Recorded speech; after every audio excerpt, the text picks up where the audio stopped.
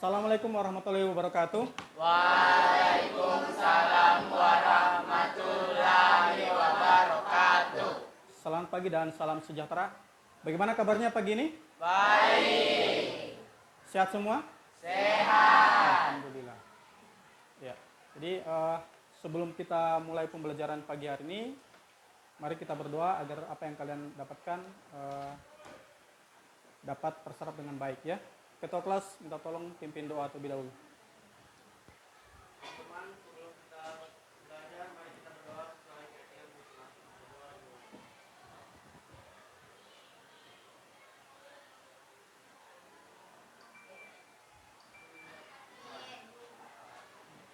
Ya, hari ini hadir semua? Ada. Ya. Ya. Siapa yang tidak hadir? Muhammad Ramadan ya. Ini keterangannya apa? Izin. Ada lagi? Alisa ya. Siapa lagi? Najwa. Keterangannya? Baik. Ya, jadi hari ini cukup banyak yang tidak hadir. Kita doakan teman kalian yang hari ini sakit, mudah-mudahan cepat sembuh dan bisa belajar bersama-sama kembali ya. Ya. Pada pertemuan sebelumnya kita sudah belajar tentang informatika. Ya. Ada yang masih ingat apa itu informatika? Ya. Silakan. Berdiri. Informatika itu adalah bidang ilmu yang mempelajari tentang pemrosesan, pengolahan, dan pengelolaan informasi menggunakan teknologi komputer. Iya. Berarti masih ingat semua materi pertemuan sebelumnya. Tujuan pembelajaran kita hari ini yang pertama adalah kalian diharapkan mampu menjelaskan dan menerapkan algoritma standar untuk beberapa persoalan yang disajikan. Kemudian yang berikut, kalian diharapkan mampu menjelaskan bagaimana data disimpan dalam struktur data tertentu. Dan yang ketiga, kalian diharapkan mampu menentukan strategi yang efektif untuk menyelesaikan persoalan yang disajikan. Nah, ini adalah peta konsep materi kita. Ya. Kalian bisa lihat di sana, untuk berpikir komputasional itu terdiri dari yang pertama struktur data, kemudian yang kedua algoritma dasar. Untuk struktur data, kita nanti akan pelajari tentang stack, tumpukan, dan juga QW atau antrian. Kemudian untuk algoritma dasar, kita akan belajar tentang searching, pencarian, dan juga sorting atau pengurutan. Nah, apa itu berpikir komputasional?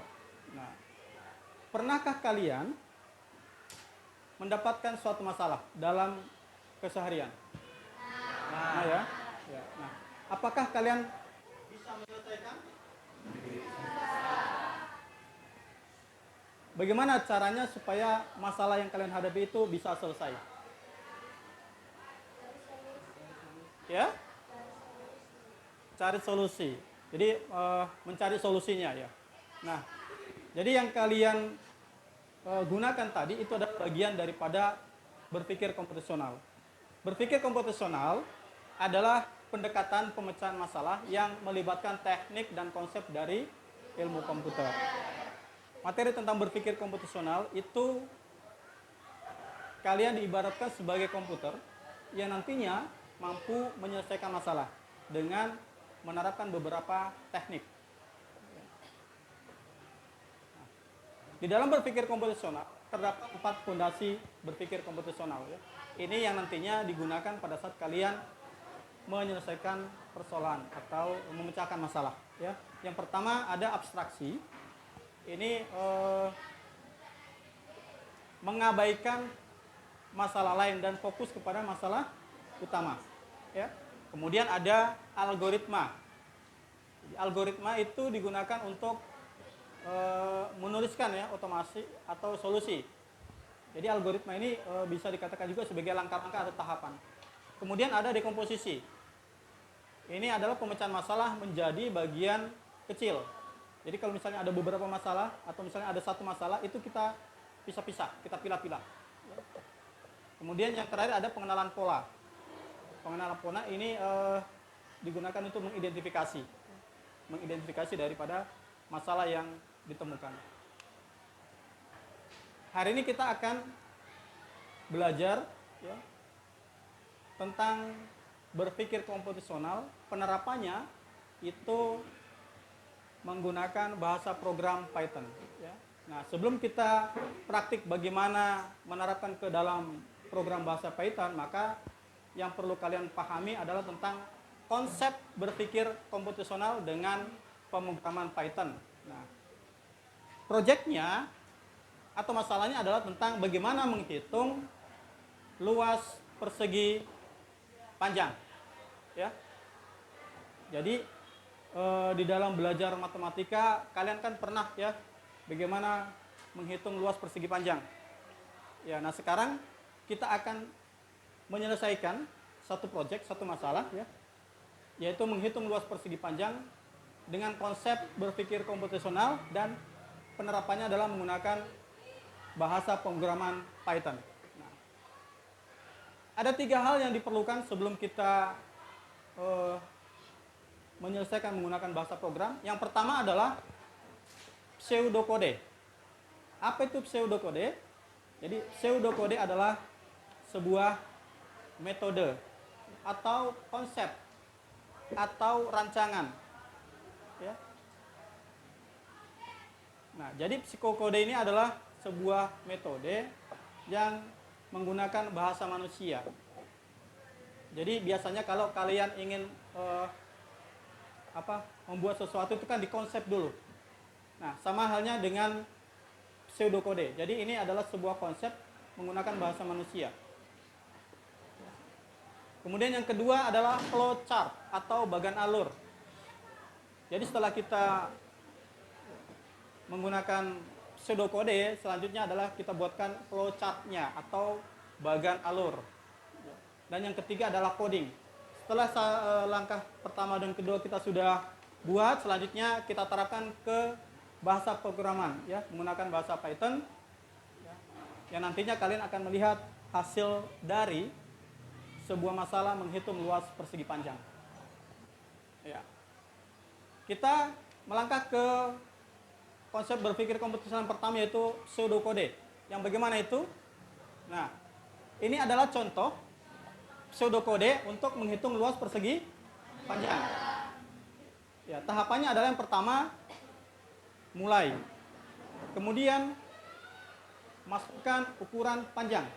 Yang ketiga masukkan ukuran lebar. Yang keempat adalah menghitung luas. Luas diperoleh dari panjang kali lebar. Nah, setelah dihitung maka tampilkan hasil. Dan langkah yang terakhir adalah selesai. Jadi sebelum kalian membuat sebuah program, kalian harus membuat pseudokodenya seperti ini. Ini bahasa yang mudah dipahami oleh manusia. Nah, jika sudah, selanjutnya kita ke langkah kedua, yaitu flowchart. Kita membuat flowchart-nya atau bagan alurnya. Ya, bagan alur daripada menghitung luas persegi panjang. Ya, ini adalah bagan alurnya. Yang pertama itu adalah mulai. Kemudian yang kedua, input panjang. Input panjang ini kita simbolkan dengan jajar genjang ya. Kemudian input lebar ya. Jadi input panjang, selanjutnya input lebar, itu juga simbolnya sama ya, jajar genjang. Kemudian setelah kita input panjang dan lebar, berikut menghitung luas ya. Panjang kali lebar itu disimbolkan dengan kotak ya. Itu adalah sebuah simbol proses. Kemudian tampilkan hasil ya, tampilkan hasil. Setelah tampilkan hasil, kemudian selesai. Ya, jadi ini urutan bagan alurnya. Yang berikut adalah kita membuat codingnya ya, menghitung luas persegi panjang ya, dengan bahasa program Python ya. Yang pertama adalah panjang. Jadi kita berikan sebuah variabel namanya panjang sama dengan int. Int itu adalah tipe data integer. Nah, tipe data integer itu hanya bisa berupa angka ya. Kemudian variabel kedua yaitu apa? Lebar. Ya. Lebar juga sama, tipe datanya adalah integer, berupa angka. Kemudian variabel ketiga luas. Nah, luas ini adalah sebuah proses. Ya, di mana luas diperoleh dari panjang kali lebar. Nah, baris keempat ya, print luas persegi panjang adalah luas. Atau komputer disuruh untuk mencetak variabel luas.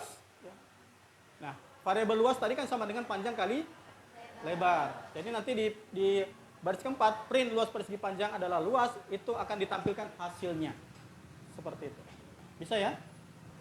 Nah, sekarang kita coba untuk langsung praktik ya di komputer dan juga di HP kalian.